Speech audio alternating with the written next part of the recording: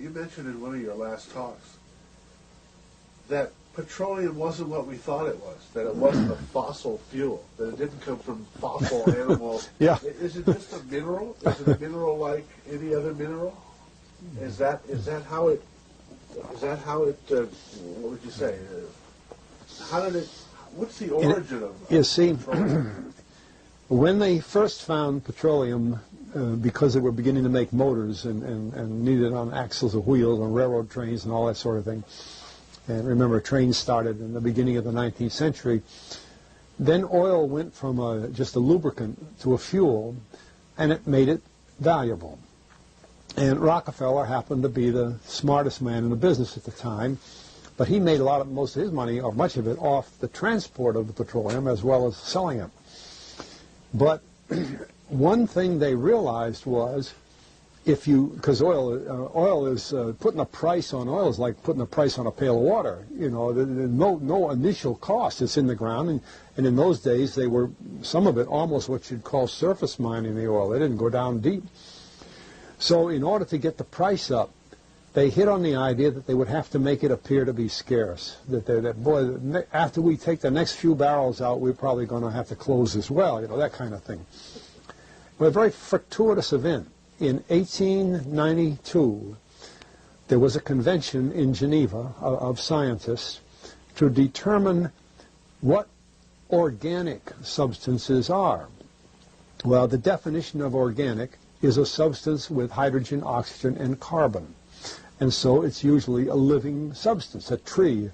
You analyze a dead tree, hydrogen, carbon, and oxygen, and grass, and so on, living things.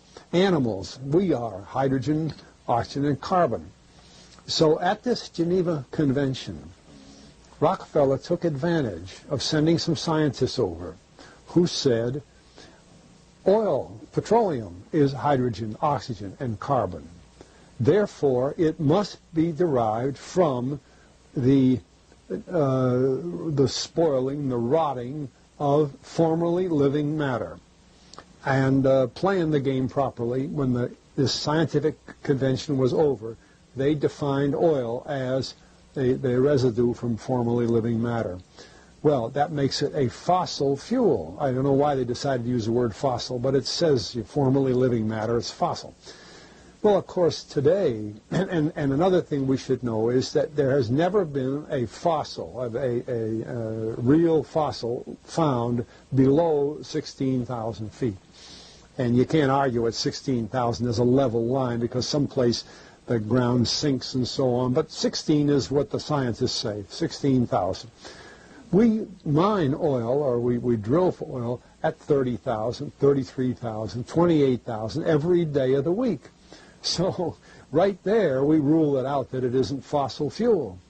It's called fossil fuel for the minds of the public to feel that it is an asset that is running out, being depleted. We talk about depletion allowance, which is a lot of, and actually if you know the world's oil supply, you know that it is not going to run out for an awfully long time. It is the second most prevalent liquid on Earth.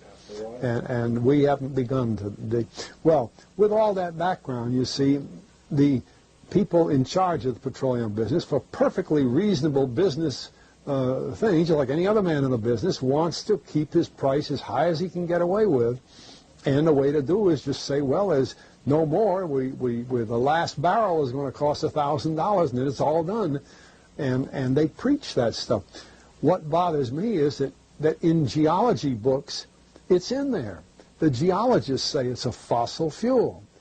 Somehow they've been bought. I mean, I went to a 4-year federal staff energy seminar run by the government of the United States during the so-called energy crisis. I was the participant that represented the railroad industry. The airline industry was there. Every AA, administrative assistant of senators and congressmen, was there. The CIA was there, the Defense Department was there, the State Department was there. Sometimes sitting right in front of me in the row would be Henry Kissinger with his friend, the head of Department of Defense, It's too bad I can't put the names with them. But anyway, people like that, top men in the government, sitting there listening to the Federal Staff Energy Seminar. Well, what this was doing is for 4 years, they were teaching a propaganda line to the leading people in this country, and therefore to the leading people in the world, when you include the Schlesingers, Kissinger and Schlesinger, among others. And the object of it was, as Kissinger used in his own terms when it was time for him to speak, to create a world price for oil. In other words, not 30 cents a gallon here and 90 cents a gallon there, but let's get a world price. That's their goal, and they're trying to do that for wheat and everything else. We don't realize what the controls are, whether it's oil or some of these other things. Almost everything today is being categorized at the highest price they can possibly make it go. And so calling petroleum a fossil fuel is the basis for this system with respect to petroleum.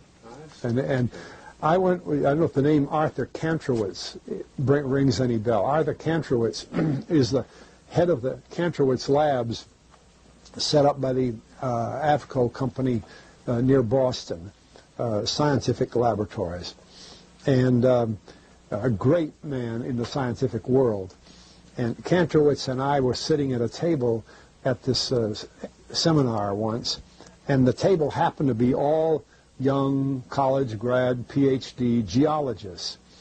And so just to get a conversation started, I turned to Kantrowitz and I said, Arthur, what do you think about this foolishness of these speakers talking about fossil fuel? And it was kind of put up. He started laughing.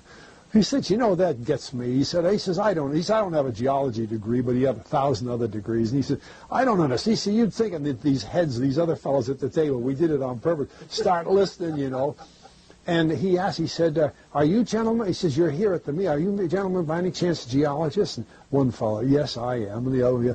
He said, well, why don't you tell me? He said, why is oil? You know, he went on like that. We brought the house down because nobody could argue with Kantrowitz. He like Einstein. People aren't going to. And he told him right there. He said, just drop it. But it's in all the books and in all the papers. But it started from that strange meeting in 1892, a scientific convention. I have a big, thick scientific encyclopedia put out by the Divan Ostrand Company that's about 15 years old now, but it has the whole story of the conference. It doesn't have the Rockefeller part, but it has the whole story of how they straightened out organic chemicals and how it's all figured, and they've got petroleum right in there. Amazing. Amazing. So these aren't accidental things, you see. There's a dollar sign behind almost everything.